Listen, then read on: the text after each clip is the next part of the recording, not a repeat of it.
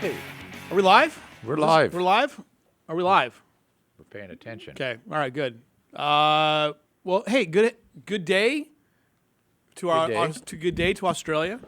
Good day. Well, actually, it might be good evening. 18 hours difference. Or tomorrow. Figure that It's out. tomorrow there. This is the Baco Motorsports Power Hour. That's Mike Griffith over there. I'm Louis Amestoy. And Bobblehead doll, yeah. Mike is the senior motorsports analyst for the Bakersfield That means newspaper. I'm old. That's You're a nice old? way to say the old dog. Right. We were just talking about car counts and the future of racing. Kind of the theme of this deal here, where we're everything. By the way, America number one. This is as American as it gets. This show and this racing, and but we're talking. Let's go through our slides here real quick though. You can follow us on social media if you need to: Facebook, Twitter, Instagram. Got a spectacular YouTube channel. Our Facebook page is fantastic. Mike does a great job updating that. We had some great videos from the weekend over that. You can also get us in print. So be a part of our Fast Trip All Area team, and 3 wins and you're in. I don't think we have really many updates to the. No, I took that out for the time. But these are some of the people that have been are in the running right now, and we had a bunch of new winners over the weekend.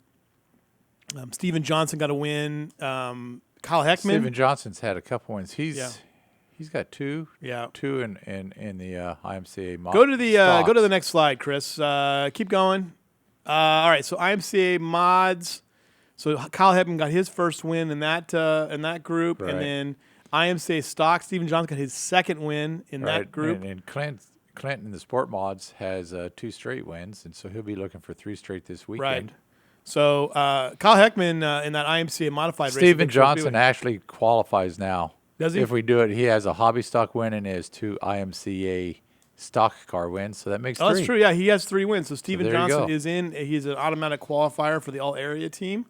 All of them in the running for the all-area driver of the year with Jerry Flippo, Lonnie Spiller, Brad Pounds, I think was also in that list as well. And In the running, yeah. Lots of people in the running, but look, it's April, the middle of April. Long season. There's going to be a lot of names on this list again.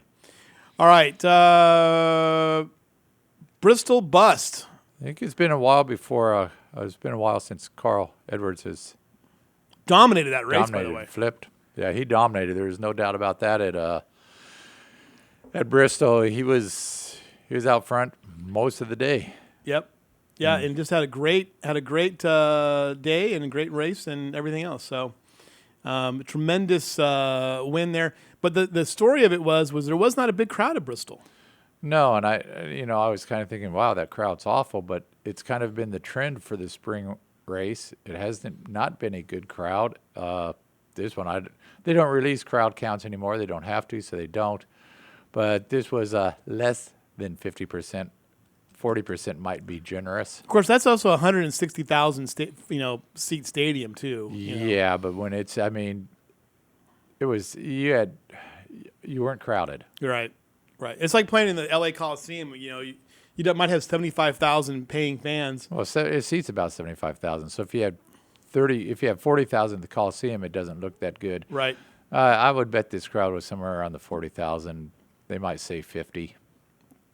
It was not crowded. Well, at Bristol, I think it's probably 80,000 would probably be with that. But they had the same problem at Fontana. 80,000 would be half full. They full. took seats out, and you think it was less than half full?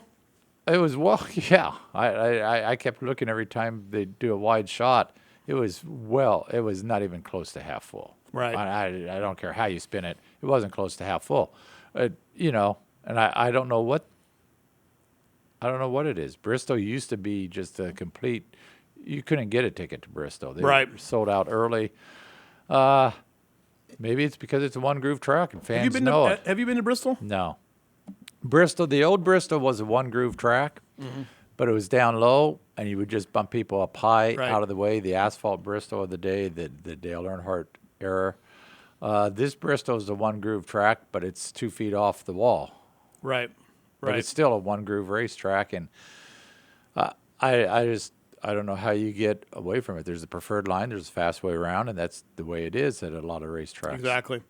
All right, let's take a look at Long Beach Grand Prix. Happened over the weekend. One of your favorite events. Always it was back in the day. Always one of my favorite events to go to. It's just a 3-day party. Well, that's down why you there. like it. Oh, that's not. I used to say you'd see more good-looking women in 3 days at Long Beach than a month at Indianapolis. Wow. That's because all the people. It's the party place. Right. Everybody that comes out, it's a SoCal. If you've got good weather, it's just a fun place to be. The racing is generally not all that great because it's a street course. Yeah. Kind of followed the leader. Pajot came away with the win, and he did not start up front, so some passing. Often that's in pit lane. Right. A few on-track passes. But it's just, if you've never been to the Long Beach Grand Prix, I would just suggest getting down there for a day just for the spectacle, walking around. You can't see except certain areas. You only see what's in front of you, other than on big screen TVs now. But it's still, it's quite the thing. Yeah, absolutely. All right, the locals on the Kevin Harvick was 7th at Bristol, and he was in contention for a while there, but never could seem to catch up with Carl Edwards. And late in when the restarts happened at the end of the race, was pushed back to 7th. Yep. Casey Mears avoided some catastrophes throughout the day. Nearly got caught up in a couple of wrecks and drove through them, but still finished 24th on the day. Ryan Reed, 21st in the Xfinity race on Saturday. Pretty much still waiting for Ryan to break through. He's kind of been stuck for the last couple of years. Yeah, and I don't remember what happened in the Xfinity race. So All right. So we're going to take a quick break. We're going to bring in, we'll take a couple other things we'll talk about here on the show today. We got Blake Bowser. They had a big event over the weekend with the Red List group, and they had 2 days of racing out there at Auto Club Famosa Raceway. The pictures from Sunday's truck event that Tom Mock shot show like a pretty darn good crowd there. We'll have to talk to Blake about that. So maybe he's an outlier here in these crowds that we've been seeing. Go ahead. before we go to the rest of the local stuff, got to remember Formula One. Oh, ran Formula over the One. That's weekend. right. I forgot about that. Another win for Mr. Rosberg. That's 3 this year, 3 last year.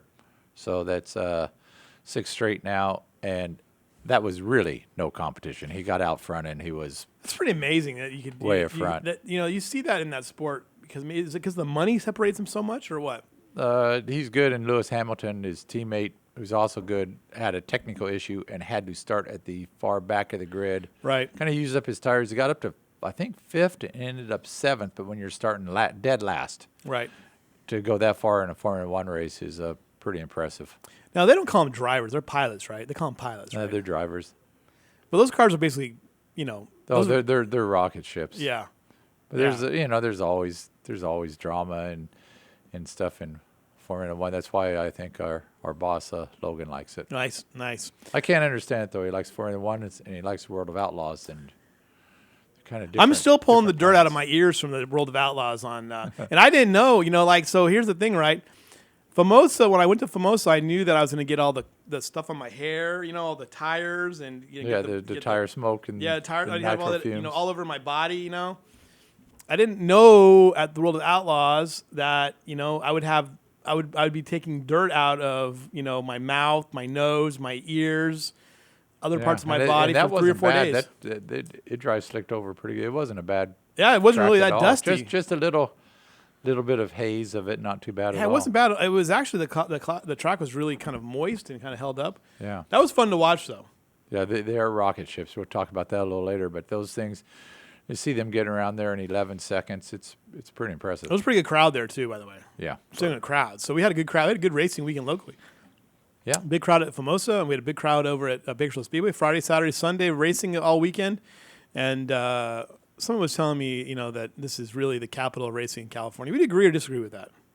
In California, Or is it? Or can you make the argument that the Inland Empire maybe still has? they opened up Orange Show's running again, and they're expecting a good crowd there. I guess it opens this weekend, and they're expecting like 100 cars and a good crowd. And you're going to see plenty of action there because we're talking about that's a quarter-mile bull ring. Yeah. But, Orange Show. You got Paris. You got Fontana, which also has a drag strip, and then you got So that's probably a between there and here, the two best areas in the state for a variety of racing. right.